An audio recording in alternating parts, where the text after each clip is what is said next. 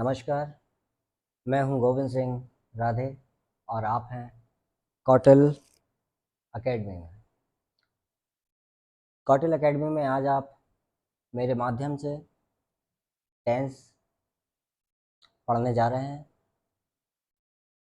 Tense tense मतलब समय। समय हमारा 3 प्रकार का है, एक प्रेजेंट और एक पास्ट और एक future. Present, past and future, इन सभी के हमारे 4 प्रकार हैं, 4 भाग हैं। प्रेजेंट के भी 4, पास्ट के भी 4 और फ्यूचर के भी 4। वो कौन है? Present indefinite, present continuous, present perfect and present perfect continuous. उसी तरह past indefinite, past continuous, past perfect and past perfect continuous. उसी तरह से आपका होगा future indefinite, future continuous, future perfect and future perfect continuous. तो ये टेंस हमारे 3 प्रकार के होते हैं और इन सभी के 4-4 भाग होते हैं।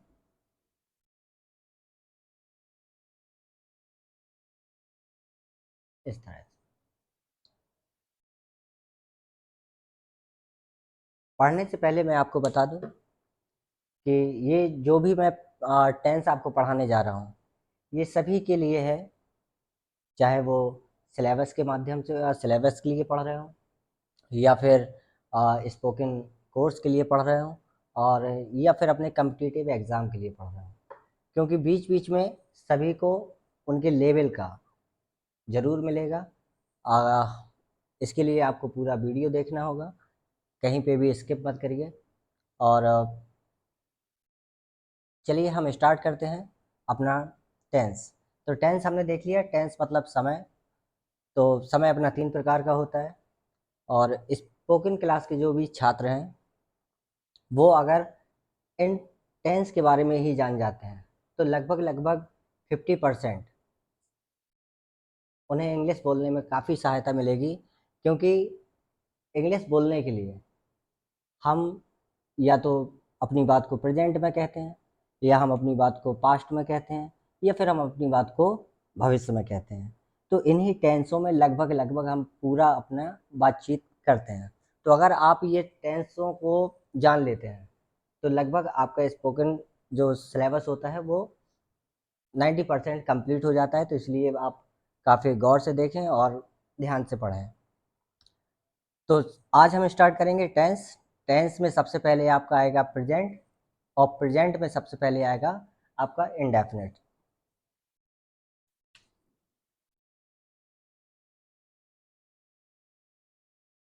प्रेजेंट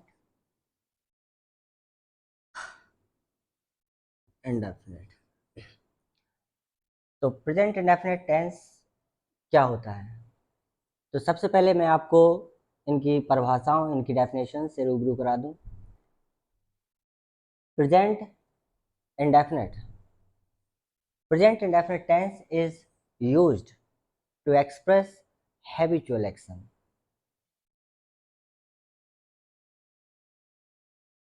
Present indefinite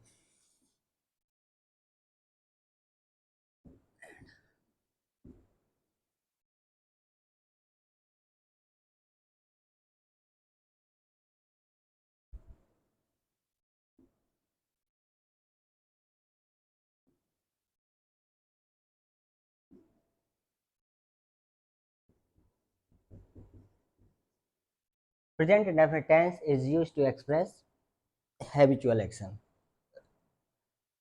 मेरे इस वीडियो को दोनों ही माध्यम के छात्र देख सकते हैं, चाहे वो हिंदी मीडियम का हो चाहे इंग्लिश मीडियम का। मैं दोनों मीडियम को लेके चलूँगा। आप बिल्कुल भी हैरान या परेशान ना हो, आपको एक एक चीज़ समझ में आएगी। मैं पूरी कोशिश करूँगा आपको प्रेजेंट टेंस की एक एक चीज़ समझाने की। तो present indefinite tense is used to express habitual action. Hindi में अगर आप देखें तो इसके लास्ट में आप जो भी टेंस होता है तो वो प्रेजेंट इंडेफिनिट का, उसका एंड ता है, ती है और ते है से होता है। तो प्रेजेंट इंडेफिनिट में आप देखेंगे कि लास्ट में आपको ता है, ती है, ते है देखने को मिलेगा। और इंग्लिश मीडियम जो डेफिनेशन है वो मैंने यहाँ लिख दी है। दूसरा, हम इसको इस तरह से भी ले सकते हैं कि present indefinite tense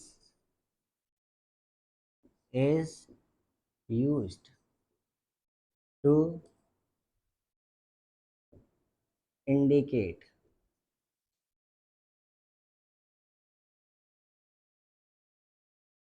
future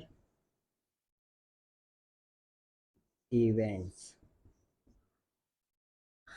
that is a part of a fixed program.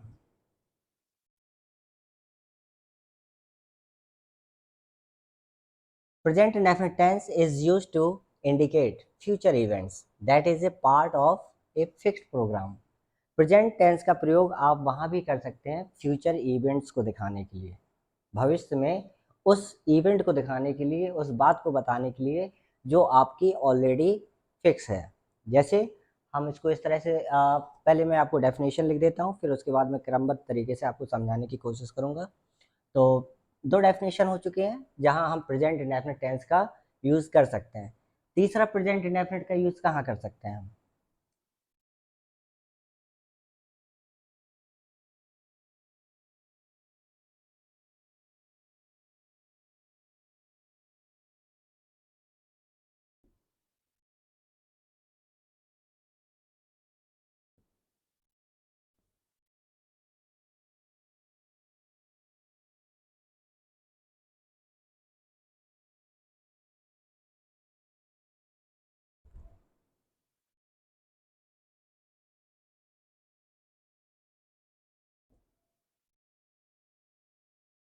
Present indefinite tense is used to express general truth.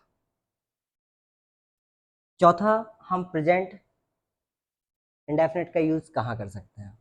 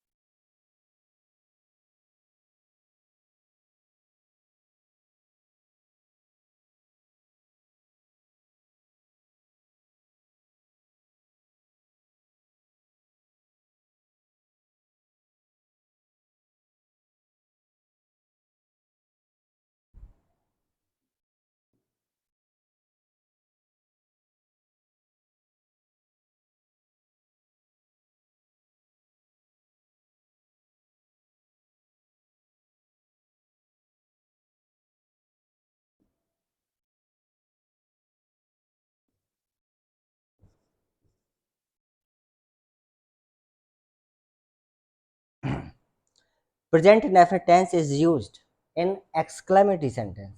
आप प्रेजेंट टेंस को एक्सक्लेमेटरी सेंटेंस में भी यूज कर सकते हैं अगर वो हेयर और देयर से स्टार्ट होते हैं। मैंने जैसा कि कहा था आपको कि एक भी चीज़ प्रेजेंट इंडेफिनिट टेंस की आपसे नहीं बच पाएगी। मैं आपको पूरा कॉन्सेप्ट इसका क्लियर करूँगा, क्योंकि छात्र लगभग उनके टीचर उन्हें लगभग इतना बता देते हैं कि प्रेजेंट इंडेफिनिट टेंस वो होते हैं जिनके अंत में ता है, ती है, ते है आता है, वो प्रेजेंट इंडेफिनिट होते हैं। ऐसा नहीं है। कभी कभी आप देखेंगे, जैसे कि मैंने आपको ये डेफिनेशन लिखाई है कि present indefinite tense is used to indicate future events. हम इसमें भविष्य की भी बात कर सकते हैं जिसमें गागी गे आएगा, तो आप इससे कंफ्यूज मत होइएगा। इसमें गागी गे आया तो इसको हम फ्यूचर में बनाएंगे, नो। अगर आपका प्रोग्राम फ्यूचर में फिक्स है तो आप उसको प्रेजेंट में ही बनाएंगे। जैसे वह अगले महीने रिटायर होगा, तो आप इसको इस तरह से मत बनाएंगे कि he will retire next month, आप इसको बनाएंगे ही रिटायर्स। जो स्ट्रक्चर प्रेजेंट इंडेफिनिट का होता है, स्ट्रक्चर मैं अभी आपको बताऊंगा, और अभी आप डेफिनेशंस को समझ लीजिए। तो जैसे कि मैंने बताया कि वह अगले महीने रिटायर होगा, तो इसको ये मत समझिए कि ये फ्यूचर है, ये फ्यूचर है, लेकिन फ्यूचर इवेंट को दिखाने के लिए, क्योंकि ये फिक्स है, इसलिए हम इसको प्रेजेंट इंडेफिनिट में ही बनाएंगे। तो ये अपना जो एक्चुअल होगा वो ये बनेगा कि ही रिटायर्स नेक्स्ट मंथ। तो इस तरह से, तो पहले एक एक डेफिनेशन को मैं समझाता हूँ। अब present indefinite tense is used to express habitual action. पहला तो प्रेजेंट इंडेफिनिट का हम यूज वहाँ कर सकते हैं जब आपको आपकी आदत बतानी हो। आदत कैसे? जैसे आप कुछ भी करते हो, जैसे मैं मैच खेलता हूँ, मेरी मैच खेलने की आदत है। मैं इंग्लिश पढ़ाता हूँ, मेरी इंग्लिश पढ़ाने की आदत है। मैं गीत गाता हूँ, मेरी गीत गाने की आदत है। तो जो भी आपकी आदतें हों, आप उन आदतों को बताने के लिए प्रेजेंट इंडेफिनिट का यूज़ कर सकते हैं। दूसरा, ये मैंने आपको ऑलरेडी समझा दिया है, फिर भी एक बार देख लीजिए। Present indefinite tense is used to indicate future events that is a part of a fix program. भविष्य में कोई भी प्रोग्राम आपका अगर फिक्स है, तो आप उसको प्रेजेंट इंडेफिनिट के स्ट्रक्चर से ही बनाएंगे। स्ट्रक्चर क्या है मैं अभी आपको बताऊंगा। तीसरी डेफिनेशन अपनी क्या है? Present indefinite tense is used to express general truth. आपकी जो भी जनरल ट्रुथ है, सार्वभौमिक सत्य बातें जो भी हैं आपकी, उनको बताने के लिए आप प्रेजेंट इंडेफिनिट टेंस का ही यूज़ करेंगे। अब जनरल ट्रुथ क्या होता है? जैसे सूरज पूरब से उगता है, तो ये एक सत्य बात है, तो इसको हम प्रेजेंट इंडेफिनिट में ही बनाएंगे। हम इसको ना पास्ट में बना सकते हैं कि सूरज पूरब से उगता था, या सूरज पूरब से उगेगा, तो इसको बनाएंगे हम प्रेजेंट इंडेफिनिट में ही। दूसरा, चौथी डेफिनेशन अपनी ये है कि present indefinite tense is used in exclamatory sentence. आप प्रेजेंट इंडेफिनिट टेंस का यूज एक्सक्लेमेटरी सेंटेंस में भी कर सकते हैं। कब? जब वो हेयर और देयर से स्टार्ट होते हैं। तो ये प्रेजेंट इंडेफिनिट से संबंधित जितनी भी परिभाषाएं थी, वो मैंने आपको लिख दी हैं। जिसको भी नोट करना हो वो नोट कर सकता है, वरना वीडियो तो आपके लिए बना ही है। अब हम एक एक डेफिनेशन को हमने समझ लिया है, अब हम प्रेजेंट इंडेफिनिट के स्ट्रक्चर को समझेंगे।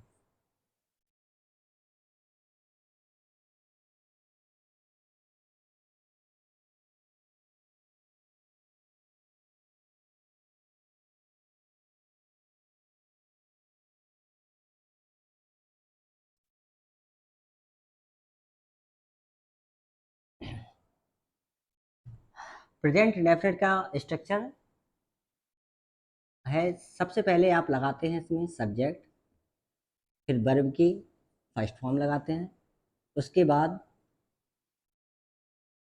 इसमें ऑब्जेक्ट लगाते हैं। इतना सा आपका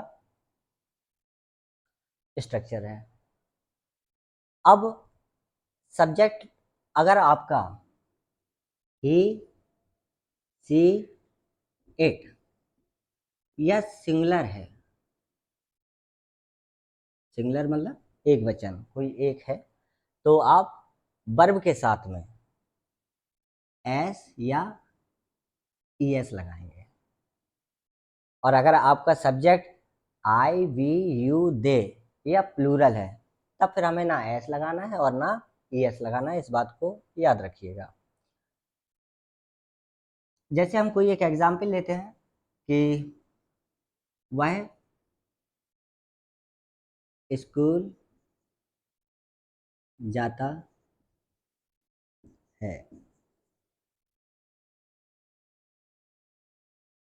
तो ही, अब हमने सब्जेक्ट लगा दिया, मैंने तो लगा दिया, लेकिन कुछ बच्चे होंगे जिन्हें शायद ये जानकारी ना हो, कि जिन्हें समझ में नहीं आता है कि सब्जेक्ट क्या है, वर्ब क्या है, ऑब्जेक्ट क्या है। तो मैं इस चीज़ को भी आपको क्लियर कर दूं। अगर वाक्य में आपको सब्जेक्ट समझ में नहीं आता है, मैं एक बहुत सिंपल तरीका आपको बता रहा हूँ कि आप कोई भी वाक्य हो, उसमें आप हु से प्रश्न करिए, कौन लगा के। जैसे हम यहाँ पे अगर कौन लगाएंगे, कौन लगा देंगे, प्रश्न करेंगे, तो सब्जेक्ट अपने आप बाहर आएगा। वह स्कूल जाता है, कौन स्कूल जाता है? वह। तो वह अपना सब्जेक्ट हो गया। गोविंद सर इंग्लिश पढ़ा रहे हैं, कौन इंग्लिश पढ़ा रहा है? गोविंद सर। तो कौन लगाने से आपका सब्जेक्ट बाहर निकल कर आ जाता है। तो हम सबसे पहले अपना सब्जेक्ट रख देंगे। अब इसके बाद हमारा जो स्ट्रक्चर है वो ये कह रहा है कि हमें वर्ब की फर्स्ट फॉर्म यूज़ करनी है। तो वर्ब की फर्स्ट फॉर्म क्या है? अब आपको अगर वर्ब नहीं आती है समझ में, तो इसको मैं बता दूं कि वर्ब वो होती है, जब मैं वर्ब पढ़ाऊंगा तब आपको इसको डीपली इसको समझाने की कोशिश करूंगा। फिलहाल अभी आप छोटे से तौर पे समझ लीजिए कि वर्ब क्या है। जो भी सब्जेक्ट के द्वारा किया जाता है, जैसे मैं इस समय आपको पढ़ा रहा हूँ तो मेरे द्वारा क्या किया जा रहा है? पढ़ाने का काम किया जा रहा है। तो पढ़ाना वर्ब हो गई। यहाँ पे कौन सा काम किसके द्वारा किया जा रहा है? तो यहाँ जाने का काम उसके द्वारा किया जा रहा है। वह स्कूल जाता है, ठीक। तो वह क्या कर रहा है? जा रहा है। तो वह कौन सा काम कर रहा है? जाने का काम कर रहा है। तो जाना आपकी वर्ब हो गई। तो हम सबसे पहले अब अपनी वर्ब रख देंगे, गो। अभी मैंने आपको बताया था कि अगर आपका सब्जेक्ट ही, सी, इट या सिंगुलर हो, तो अपना यहाँ पे ही है, यहाँ अपना ही आ गया। तो हमें क्या करना है? वर्ब के साथ एस या ई एस लगाना है। तो हम यहाँ पे ई एस लगा देते हैं। अब आप सोच रहे होंगे कुछ बच्चे कि सर ने एस क्यों नहीं लगाया? तो एस हम तब लगाते हैं जब कोई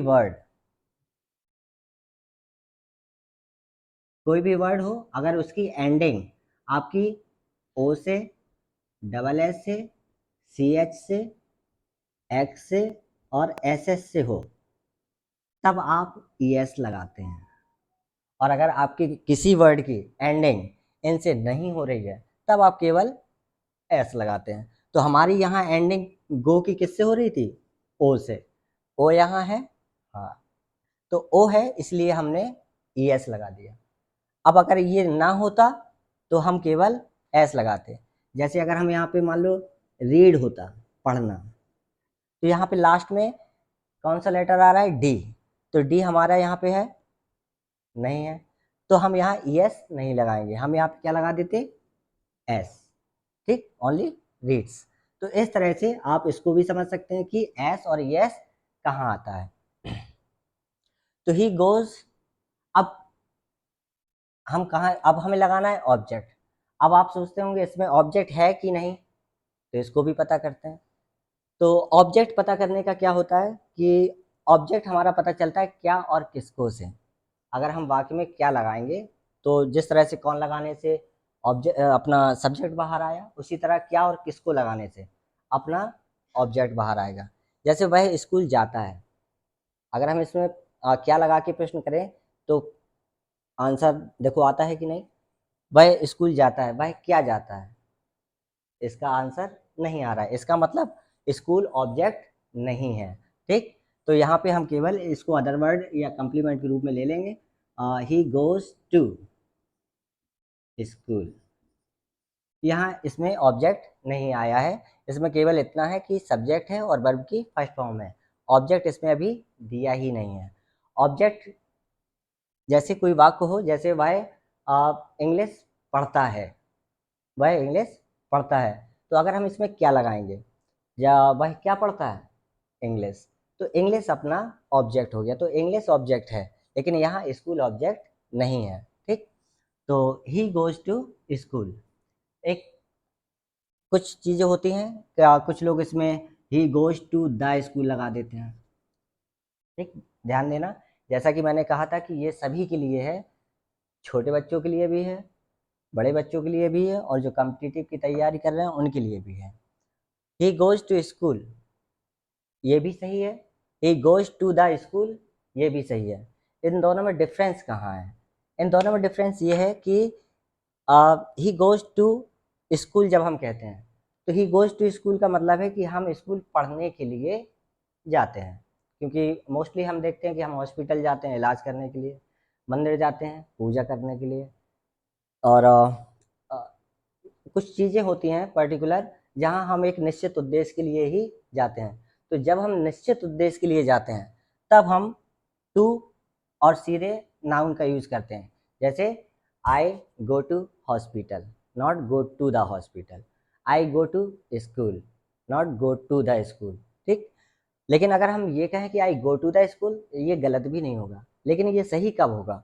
ये सही तब होगा जब हम उस पर्टिकुलर उद्देश्य के लिए ना जाकर किसी दूसरे उद्देश्य के लिए जाएं। जैसे हम स्कूल जाते हैं तो अधिकतर किसके लिए? पढ़ने के लिए। तो हम केवल लगाएंगे गो टू स्कूल। ध्यान देना, क्या लगाएंगे? Go to school. और अगर हम स्कूल किसी और काम से जाते हैं, जैसे शायद फीस जमा करने के लिए जा रहे हैं, या प्रिंसिपल से मिलने जा रहे हैं, या बच्चे की शिकायत करने जा रहे हैं, तो किसी और काम से अगर आप जा रहे हैं तो आप लगा देंगे go to school, go to the school. तो अभी इस समय फिलहाल हमें इसका दा का यूज नहीं करना है, क्योंकि वह स्कूल जाता है, वह आदत बता रहा है, तो शायद पढ़ने के लिए ही जाता होगा। तो ही गोज टू स्कूल। ठीक, ये हो गया आपका अफर्मेटिव।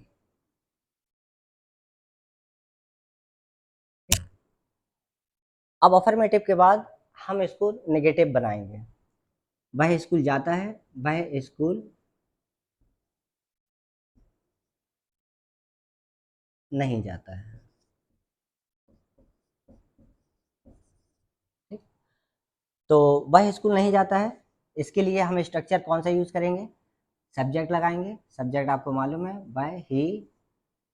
अब जो प्रेजेंट इंडेफिनिट होता है उसमें हेल्पिंग वर्ब आपको लगानी होगी। हेल्पिंग वर्ब यहाँ डू और डज लगेगी। याद रखना, डू आता है आई, वी, यू, दे और प्लूरल सब्जेक्ट के साथ। और डज कहाँ आता है? डज आता है ही, सी, इट। मैं यहाँ लिख दे रहा हूँ, ही, सी, इट और सिंगुलर के साथ आप डज लगाएंगे। और आई, वी, यू, दे और प्लूरल के साथ आप डू लगाएंगे। ओके, तो यहाँ हमारा ही है, तो ही के साथ हमें डज का यूज करना है। He does. अब नेगेटिव है तो नॉट का यूज करेंगे हम, ही डज नॉट। अब हमें एक सुविधा ये है कि अब इसके बाद हमें एस और यस लगाने की कोई समस्या नहीं है, हमें कुछ भी नहीं लगाना है। सिंपल हम बनाते चले जाएंगे, he does not go to school. Es और यस केवल आपका अफर्मेटिव का जो वाक्य होता है उसमें लगाते हैं। तो he does not go to school, ये आपका हो गया नेगेटिव। इन दोनों ही वाक्यों को, चाहे अफर्मेटिव कह लीजिए चाहे इसको नेगेटिव कह लीजिए, इन दोनों को ही आप असर्टिव भी कह सकते हैं। ये भी असर्टिव है, ये भी असर्टिव है। Assertive are of two kinds, affirmative और नेगेटिव। जब असर्टिव को आप बांट देते हैं, जैसे कि ये हो गया, ये साधारण है, ये नेगेटिव है, तो इसको दो नाम अलग से हो जाते हैं। अगर आप इन दोनों के ही ये भी कह सकते हैं कि ये दोनों ही असर्टिव है। अगर इनको अलग अलग नाम देना है तो एक को कहेंगे आप अफर्मेटिव और एक को आप कहेंगे नेगेटिव, या इन दोनों को ही आप सीधे कह सकते हैं असर्टिव। ये बात याद रखिएगा। अब इसका हम इंटेरोगेटिव करेंगे। इंटेरोगेटिव भी मैं बता दूं आपको, interrogative sentences are of two kinds, एक सिंगल इंटेरोगेटिव और एक डबल इंटेरोगेटिव। पहले मैं आपको बता दूं सिंगल क्या होते हैं।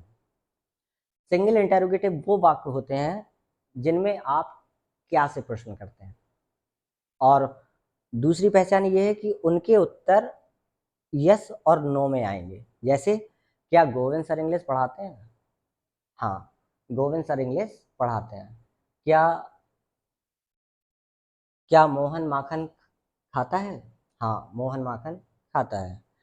क्या आप स्मोकिंग करते हैं? नो, नहीं। तो जिन भी प्रश्नों के उत्तर यस और नो में आए वो आपके सिंगल इंटेरोगेटिव होते हैं। और डबल इंटेरोगेटिव क्या होते हैं? डबल इंटेरोगेटिव वो होते हैं जिनके आंसर यस और नो में ना आए, उन्हें हमें एक्सप्लेन करना पड़ता है। जैसे कि वह क्यों बाजार जाता है, तो हम इसको हाँ वह बाजार जाता है ऐसा कहेंगे नहीं, हमें इसका एक रीज़न बताना पड़ेगा। वह बाजार जाता है क्योंकि उसे सब्जी खरीदनी पड़ती है, उसे स्कूल जाना पड़ता है, या कुछ भी रीज़न हो सकता है, तो वो रीज़न हमें बताना होता है। तो सिंगल आपको समझ में आया? सिंगल क्या होते हैं? जो क्या से शुरू होते हैं और जिनके उत्तर यस और नो में जाएं। डबल इंटेरोगेटिव वो होते हैं जो डब्ल्यू एच टाइप वर्ड से शुरू होते हैं, और हिंदी में क्या होता है, इनमें क्वेश्चन वर्ड जो होता है वो वाक्य के बीच में आता है। जैसे गोविंद सर इंग्लिश क्यों, क्यों जो क्वेश्चन वर्ड है ये कहाँ आ रहा है, बीच में। गोविंद सर इंग्लिश क्यों पढ़ाते हैं, तो क्यों पढ़ाते हैं और गोविंद सर के बीच में आ रहा है, गोविंद सर इंग्लिश क्यों, क्यों बीच में आया, तो आप समझ जाइए कि ये डबल इंटेरोगेटिव है। तो अब मैं ये बताऊंगा आपको कि सिंगल कैसे बनाते हैं और डबल कैसे बनाते हैं। सिंगल बनाने के लिए आपको कुछ नहीं, ये जो हेल्पिंग वर्ब होती है किसी भी टेंस की, क्योंकि जो ये तरीका जो ये फॉर्मेट बता रहा हूँ ये सभी टेंसों के सभी प्रकार के, चाहे वो इंडेफिनिट हो, कंटिन्यूअस हो, परफेक्ट कंटिन्यूअस हो, अगर आप इसके वाक्य सीख गए तो आप लगभग लगभग सभी के वाक्य बनाना सीख जाएंगे। इसलिए आप इन सभी affirmative, negative, single interrogative negative, double interrogative negative, आप केवल इसके सीख लीजिए, बाद बाकी आपको सब अपने आप समझ में आ जाएगा। क्योंकि केवल हेल्पिंग वर्ब का आपका खेल है, तो उस हेल्पिंग वर्ब को एक ही फॉर्मेट के साथ आपको लगाना है, जैसे इस फॉर्मेट में लगेगा वैसे ही अगले हर वाक्य के, हर टेंस के हर वाक्य में आपको वही फॉर्मेट यूज करना है। तो इस फॉर्मेट को आप ध्यान से देखिए। आप जब भी सिंगल इंटरोगेटिव बनाए, जैसे सिंगल इंटरोगेटिव अपना क्या होगा, क्या से अपन को बनाना है, जैसे क्या वह स्कूल जाता है, तो आपको केवल क्या करना है, डज को आपको पहले लगा देना है, डज। तो इस डज का मीनिंग बनेगा क्या, does, does he go to school. Spoken class वाले जो भी छात्र हैं होमवर्क ले लें, क्या वाले कम से कम 20 टेंस की 20 क्वेश्चन अपने आप से पूछने की कोशिश करिए। जैसे does he go to school, does he go to market, does he reads, does he teach, does he go, does he play. इस तरह से अगर आप प्रैक्टिस करेंगे तो विद इन 1 मंथ आप एक अच्छी इंग्लिश भी सीख सकते हैं। तो क्या वह स्कूल जाता है, does he go to school. अब इसका मैं यहाँ लिख देता हूँ, ये कौन सा हो गया, single interrogative, single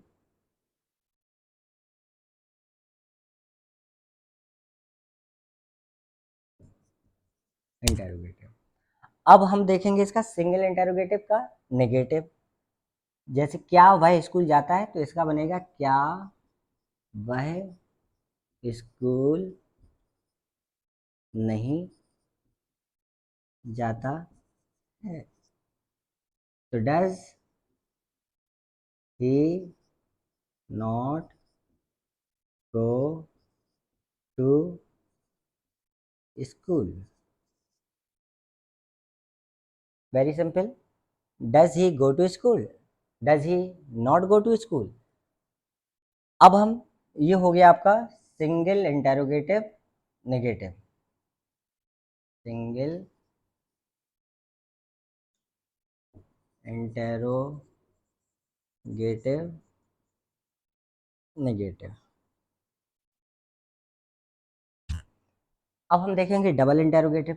double interrogative करने के लिए मैंने बताया था कि हिंदी में आपका क्वेश्चन वर्ड बीच में आएगा, और जब हम इसको ट्रांसलेट करेंगे तो वो क्वेश्चन वर्ड सबसे पहले आएगा। जैसे वह स्कूल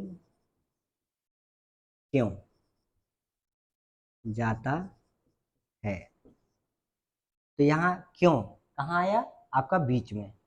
इसकी अंग्रेजी हम सबसे पहले बनाएंगे, वाई। वाई के बाद आपको ये वाला फॉर्मेट, आपको स्ट्रक्चर लगा देना है, वाई डज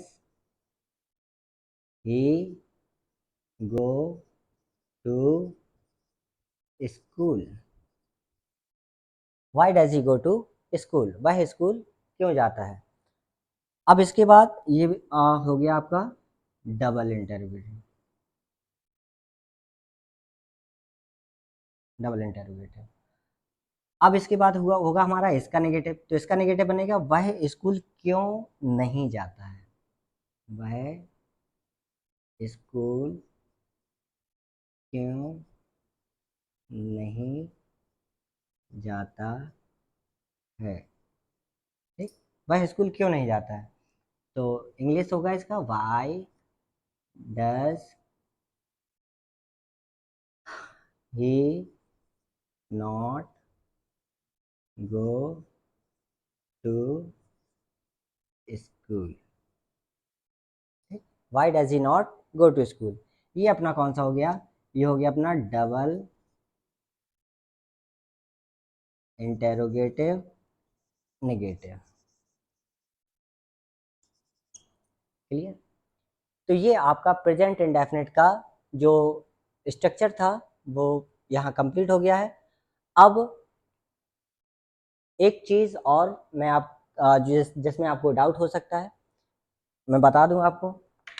प्रेजेंट इंडेफिनिट का जो मैंने पहचान बताया कि वाक्य के अंत में ता है, ती है, ते है आता है, और उसका ये स्ट्रक्चर बता दिया। मैं आपको बता देना चाहता हूँ कि ता है, ती है, ते है ऐसे बहुत से वाक्य हैं जिनमें आपका आएगा, लेकिन वहाँ ये स्ट्रक्चर आपको नहीं लगाना है। अधिकतर कन्फ्यूजन कहाँ हो जाता है कि बच्चे केवल इतना पढ़ लेते हैं, इस स्ट्रक्चर को सीख लेते हैं, और उसके बाद में जो अन्य ताहे तीहे वाले आते हैं उनको भी वो इसी स्ट्रक्चर से बनाने की कोशिश करता है और अपने वाक्य को गलत कर बैठता है। तो मैंने जैसा कहा था कि आपको प्रेजेंट इंडेफिनिट टेंस की एक एक चीज़ आपको मैं क्लियर करूँगा। तो कुछ टेंस जैसे ताहे तीहे से जो एंड होते हैं वो मैं बताऊँ आपको। जैसे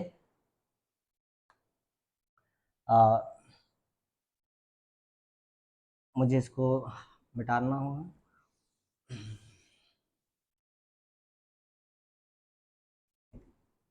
जैसे आपने अभी पढ़ा, वह